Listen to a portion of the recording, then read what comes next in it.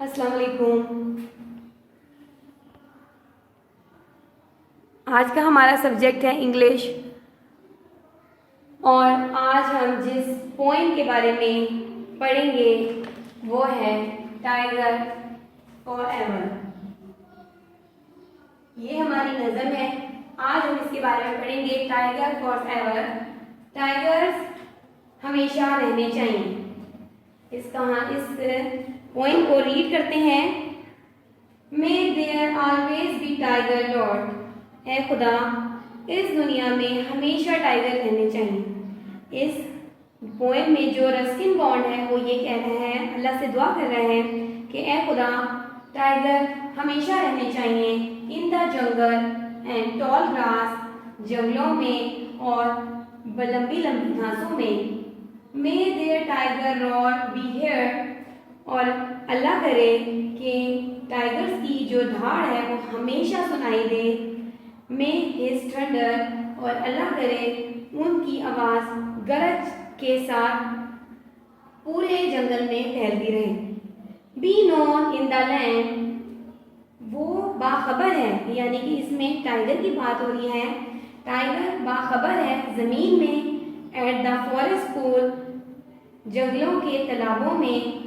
Bye moon light, सूरज की रोशनी में। यानी कि इस बात का मतलब ये है कि शेर को टाइगर बाखबर है कि जंगल के पूल्स में और चांद की रोशनी में कि वहाँ कहाँ कहाँ पर शिकार मौजूद है, वो हर चीज़ से बाखबर होता है।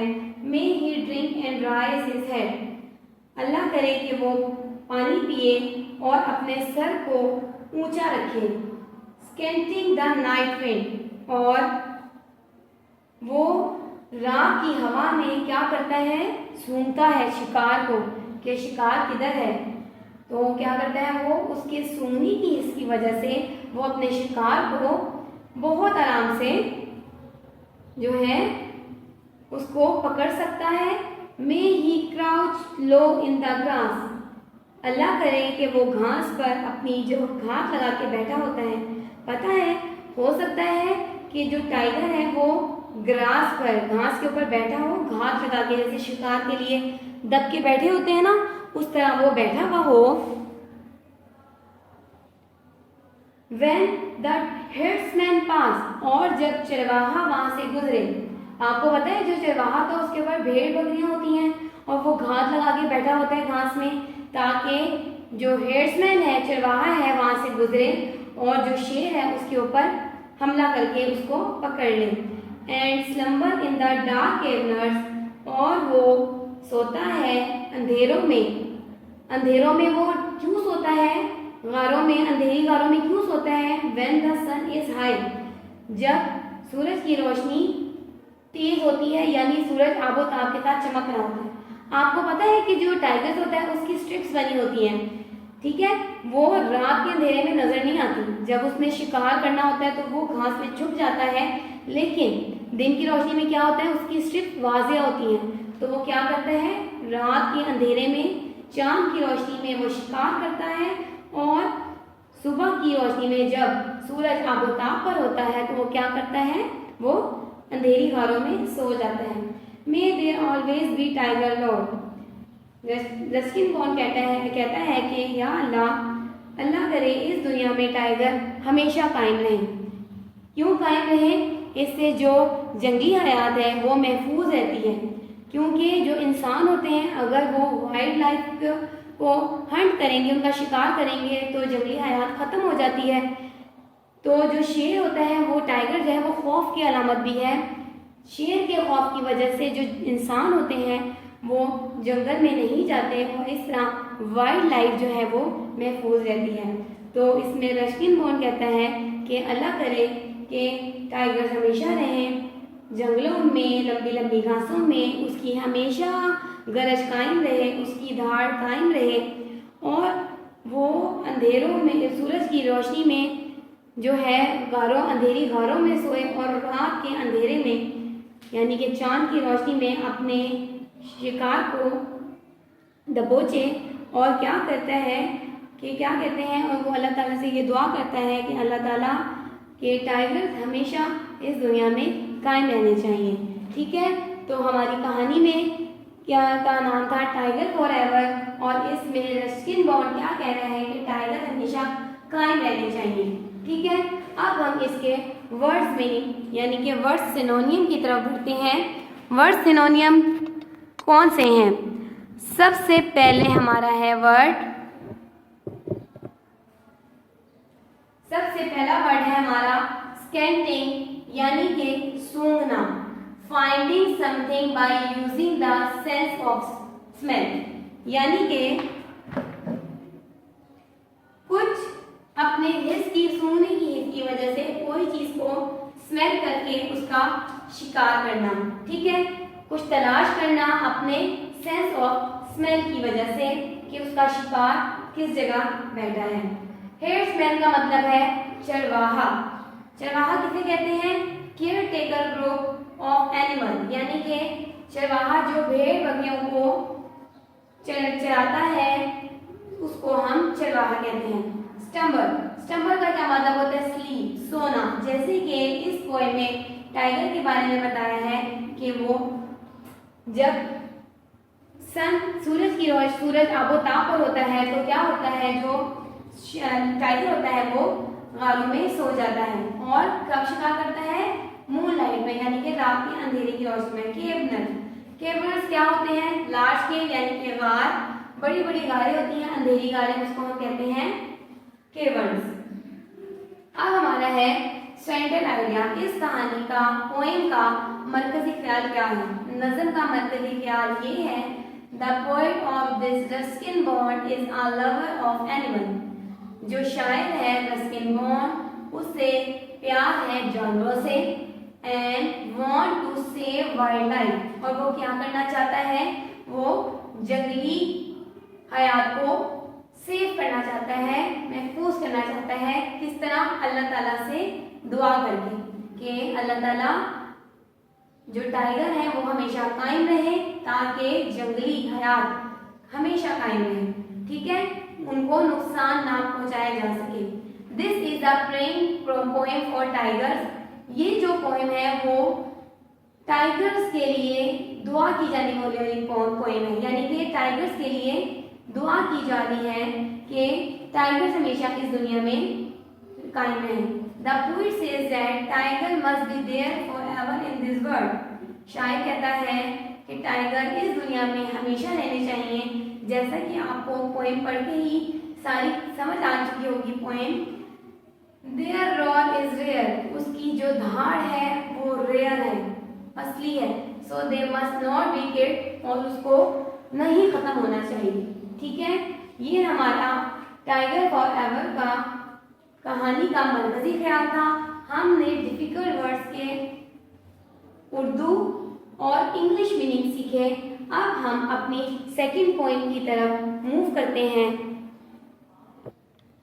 जी क्लास, हमारी नेक्स्ट पॉइंट है walking with grandpa. Fourth class, हम आज पॉइंट पढ़ने जा रहे हैं वॉकिंग विद ग्रैंडपा। सबसे पहले हम इसकी रीडिंग करेंगे ताकि हमें इसको समझने में आसानी हो।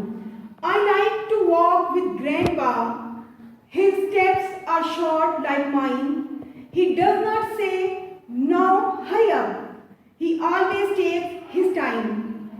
I like to walk with grandpa, his eyes see things like mine do, wee pebbles bright, a funny cloud, half hidden drops of dew. Most people have to hurry, they do not stop to see. I'm glad that God made grandpa unrushed and young like me. In this poem, poet anonymous means unknown poet share their feelings with their relation of grandpa. He is very happy that God created such a person which can walk with her, which can feel like he feels. That's why he said that I like to walk with grandpa. कि मुझे अपने दादा या नाना के साथ चलना बहुत पसंद है। बिकॉज क्यों पसंद है? वो कहते हैं because his steps are short like mine, because he is slow, he take a step very calm. वो बहुत आहिस्ता आहिस्ता चलते हैं, बिल्कुल मेरी तरह। हिज स्टेप्स, उनके कदम, आर शॉर्ट, छोटे हैं, लाइक माइन, मेरी तरह। Because he is the old person and old person always move very slowly, that's why they walk that a child like a child walk. And he said that I am happy that I am walking with grandpa because his steps are very short like mine. मतलब जैसे मैं आहिस्ता आहिस्ता चलता हूँ, वो भी आहिस्ता आहिस्ता कदम उठाते हैं। वो बहुत खुश है क्योंकि जब हम बड़ों के साथ अमूमन छोटे बच्चे जा रहे होते हैं तो बड़ा कदम उठाते हैं, वो जल्दी आगे निकल जाते हैं। फिर वो बच्चों से कहते हैं कि जल्दी करें, तेज करें, तो बच्चे उनके साथ इंजॉय नहीं करते। वो अपने ग्रैंडपा के साथ बच्चा इंजॉय कर रहा है क्योंकि वो भी आहिस्ता आहिस्ता उसके साथ साथ चल रहे हैं और वो मुख्तलिफ चीज़ों को देख रहे हैं और बातें कर रहे हैं। He does not say now hurry up. He said that as elder says, oh, go, walk fastly. But grandpa, because he is slow person, his steps are short. He never said, hurry up. He always took a step with me very slowly. He does not say, now hurry up. वो कभी ये नहीं कहते जल्दी चलो जल्दी चलो। वो मेरे साथ छोटे छोटे कदम मिलाकर चलते हैं, इसलिए मुझे उनके साथ वॉक करना पसंद है। He always takes his time. वो हमेशा अपना वक्त लेते हैं, वो छोटे छोटे कदम उठाते हैं और यूँ वो दोनों जब एक साथ चलते हैं तो वो मुख्तलिफ चीज़ों को देखते हैं। They observe nature, they talk with each other, they enjoy their relevant things which a child see and the grandpa see. I like to walk with grandpa. फिर वो सेकंड स्टैंजा में यही बात कहता है कि मुझे ग्रैंडपा के साथ चलना बहुत अच्छा लगता है, उनके साथ वॉक करना, चहलकदमी करना बहुत पसंद है। His eyes see things like mine do.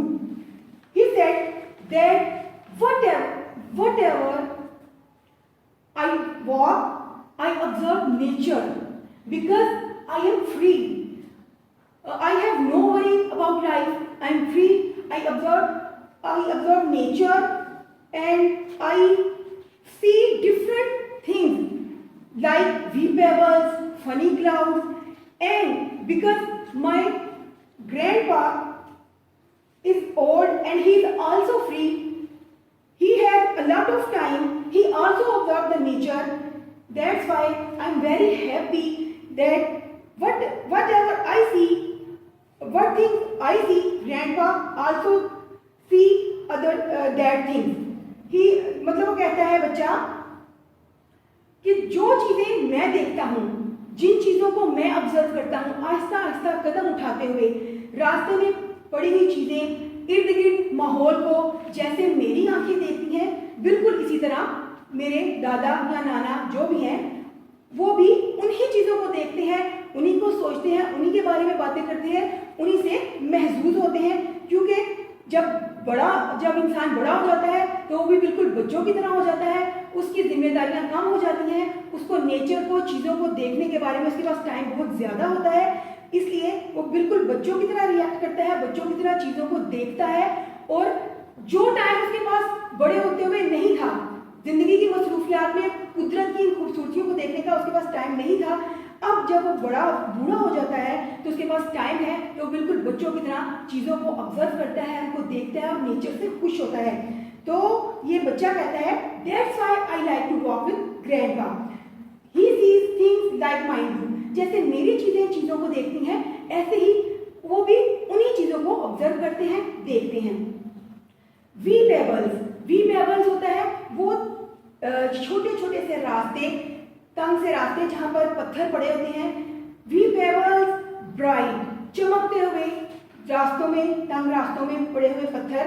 A funny cloud, funny cloud से मुराद मशहूर कुन बादल, वो आसमान पर भागते हुए बादल जो हमें देखने में अच्छे लगते हैं। Half hidden drops of due, और पत्तों पर छुपे हुए, आधे छुपे हुए शबनम के कतरे। He said that I am small boy, I am free from other tensions of life. That's why I observe nature.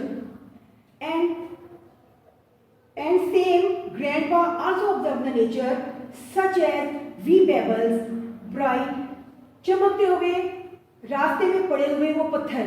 जब हम थोड़े बड़े होते हैं, जिम्मेदारियों के साथ जब हम बड़े होते हैं, तो हमारे पास इन चीज़ों को देखने का टाइम नहीं होता।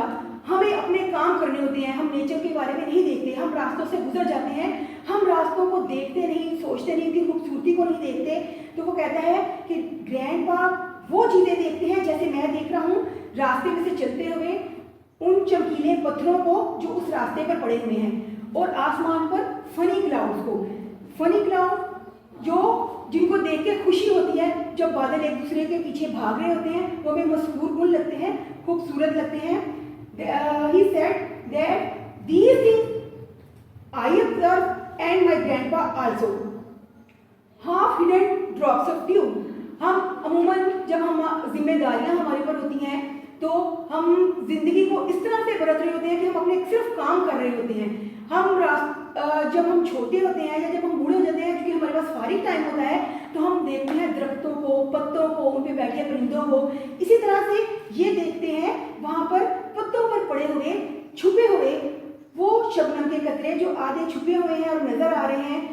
मतलब नेचर को, कुदरत को देख रहे हैं, ऑब्जर्व कर रहे हैं।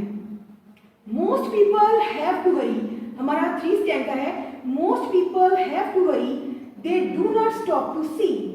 He said that almost people said, go hurry, don't waste your time. They have no time to observe nature. They don't feel the feeling of a child. They only do their work because they are responsible and they want to do only their work.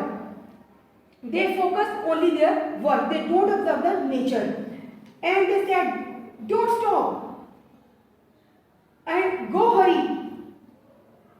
बच्चा कहता है कि बहुत से लोग जो होते हैं वो अपनी जिंदगी में इतने मसरूफ होते हैं, वो कहते हैं वो जल्दी में होते हैं, वो इन चीज़ों को नहीं देखते, इस खूबसूरती से मशहूर नहीं होते, इन चीज़ों से उनके दिल खुश नहीं होते। वो बस जिंदगी की दौड़ में अपनी कामयाबी की तरफ गामजन होते हैं, उन्हें वो नेचर को ऑब्जर्व नहीं करते। They do not stop to see, वो नहीं रुकते, वो इन चीज़ों को देखने के लिए नहीं रुकते।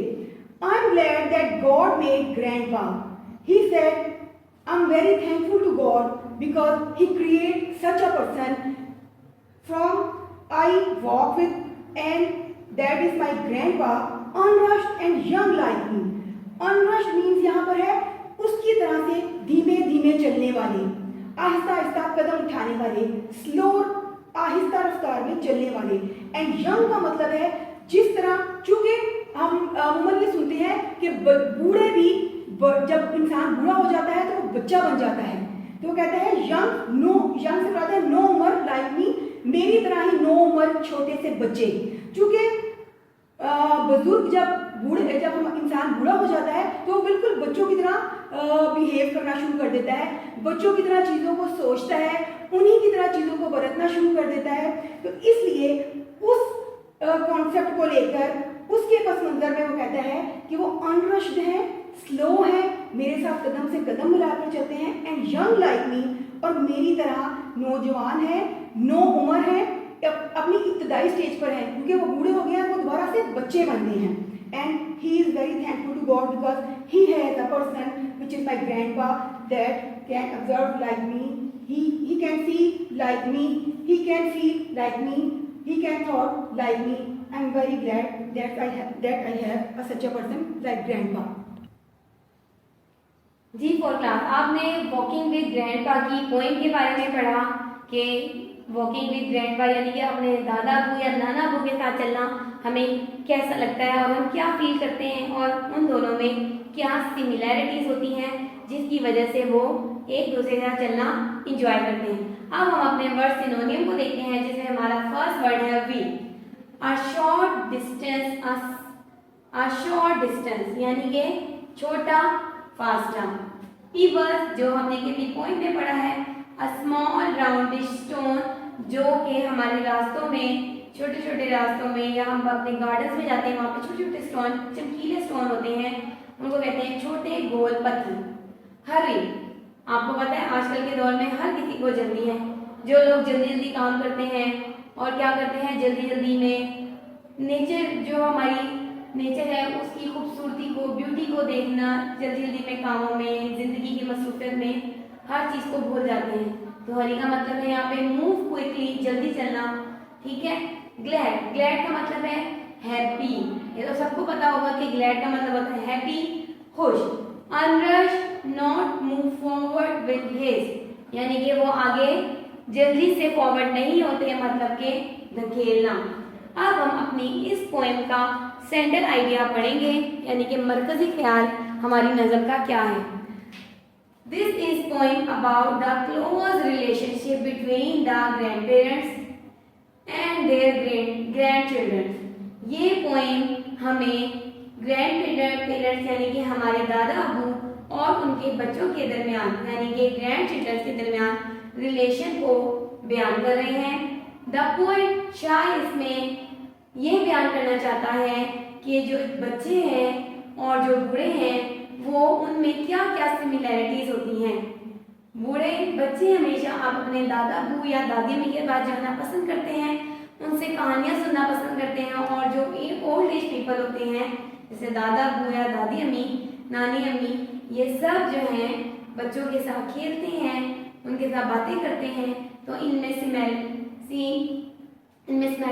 स्मेलिटीज होती हैं, जिसकी वजह से बच्चे उनके पास जाते हैं।